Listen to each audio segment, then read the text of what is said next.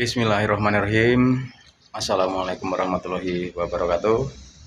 Salam sejahtera, salam sehat buat teman-teman semua. Oke teman-teman, kali ini kita akan konten lagi, berbagi pengalaman, berbagi ilmu ya teman-teman. Tema kita kali ini adalah cara bikin rumah hemat dan kuat. Seperti apa pembahasannya? Silahkan teman-teman tonton video ini sampai selesai ya teman-teman. Lokasi proyek ada di belakang saya ini. Nanti saya akan jelaskan bagaimana membuat atau membuat sebuah rumah yang hemat dan kuat. Oke teman-teman, selamat menonton video ini. Jangan lupa di like kalau kalian suka dengan konten ini. Bagikan juga ke teman-teman kalian, semoga bermanfaat. Jangan lupa di subscribe ya teman-teman. Oke teman-teman, selamat menyaksikan.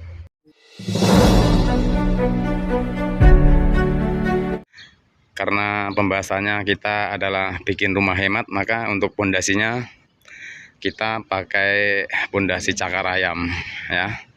Pondasi cakar ayam, nanti kemudian selupnya kita pakai selup gantung. Untuk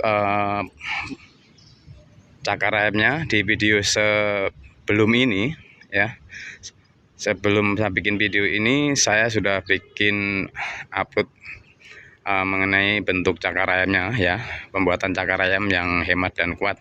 Silahkan teman-teman cari di koleksi video saya, barangkali teman-teman membutuhkan info tentang itu. Karena salah satu pondasi hemat dan kuat kalau menurut saya ya pakai pondasi cakar ayam, kemudian selupnya kita pakai selup gantung. Oke, untuk cakar ayamnya sudah ya teman-teman. Nah sekarang kita akan bahas mengenai beton selupnya. Beton selupnya ini karena kita pondasinya pakai pondasi cakar ayam ya. Kita nanti beton selupnya kita pakai selup gantung. Nah selup gantung itu seperti apa? Selup gantung itu dia tidak pakai pondasi ya teman-teman, tidak pakai pondasi seperti layaknya kita pakai pondasi batu kali. Nah beton selupnya itu teman-teman bisa kasih tatakan di bawahnya, itu di bawah beton selup ya, sekedar untuk tatakan betonnya aja. Bisa pakai bata ringan seperti yang kami kerjakan ini ya. Ini ya. Nah ini untuk tatakan beton selupnya itu kita cuman pakai bata ringan. Bisa juga memakai batu bata rolakan ya, rolakan batu bata merah, atau bahkan kalian bisa sekedar untuk tatakan betonnya itu di bawah besinya ini kita kasih adukan, kita flur rata dulu tipis-tipis. Yang penting beton selupnya itu dia tidak menyentuh tanah ya, seperti itu ya teman-teman. Nah kemudian untuk selanjutnya ya, ini tadi pembahasan tentang pondasinya pakai cakar ayam, kemudian selupnya selup gantung. Nah hal-hal lain yang perlu diperhatikan untuk membuat atau membuat sebuah rumah hemat dan kuat, yaitu material-material pendukung seperti untuk begisting ya. Begisting ini kita pakai untuk kerangka, untuk framenya ya, kerangka begistingnya itu kita pakai baja ringan, kanal baja ringan ya teman-teman. Kemudian untuk cetakan betonnya kita pakai triplek. Pakai tripleknya kita pakai triplek 9 mili ya teman-teman. Pakai triplek 9 mili. Nah di sini kita bisa menghemat mengenai biaya ya teman-teman. Karena untuk cara buat begisting dengan membuat kita memakai baja ringan ini, saya pikir ini sangat hemat sekali. Hemat dalam arti kita pengerjaannya cepat ya, pengerjaannya cepat, nanti hasilnya pun akan presisi ya, hasil betonnya akan sangat presisi sekali.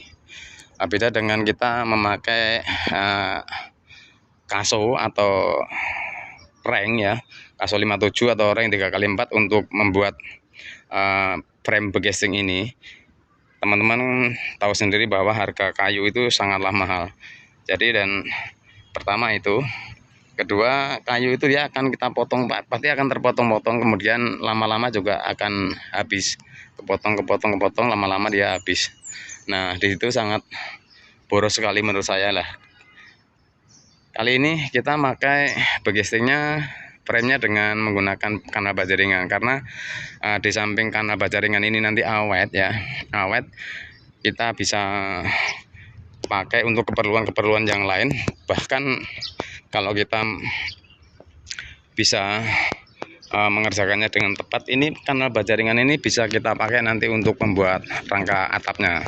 Seperti itu ya teman-teman. Jadi penghematan istilah bikin rumah hemat itu bukan karena kita kerjanya cepat atau besinya kecil ya, bukan seperti itu ya teman-teman. Jadi istilah bikin rumah hemat itu kita harus bisa menempatkan posisi-posisi yang tepat sasaran ya.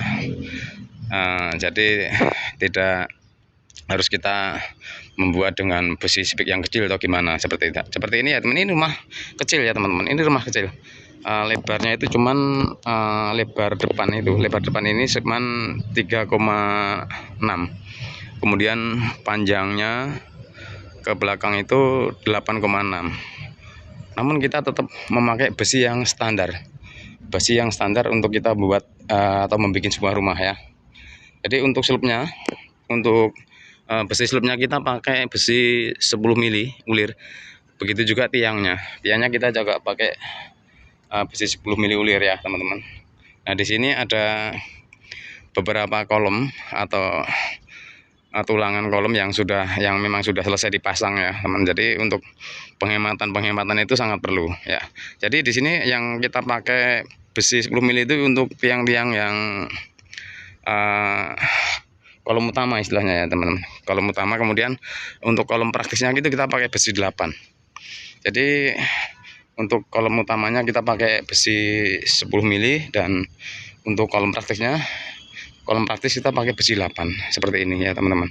Nah, ini kolom praktis itu dia hanya untuk pengikat antara pertemuan dinding yang satu dan yang lainnya. Kalau untuk kolom utamanya dia struktur untuk penahan kolom bangunannya ya teman-teman. Bangunan utamanya kita pakai besi 10 mili ulir. Oke teman-teman, seperti itu. Mudah-mudahan bisa dipahami ya teman-teman. Terima kasih sudah menonton video kami, barangkali bisa membawa manfaat buat kalian semua. Oke teman-teman, saya pikir sampai di sini dulu pembahasan ringan kami tentang tema kita, yaitu bikin rumah hemat dan kuat. Mudah-mudahan menjadi inspirasi buat teman-teman semua yang sedang merencanakan ingin bangun rumah ataupun sedang membangun rumah ya teman-teman. Terima kasih sekali sudah menyaksikan video ini. Oke teman-teman, sampai ketemu lagi di konten-konten kami berikutnya. Semoga membawa manfaat buat kalian semua. Tetap semangat. Salam sehat untuk keluarga semua.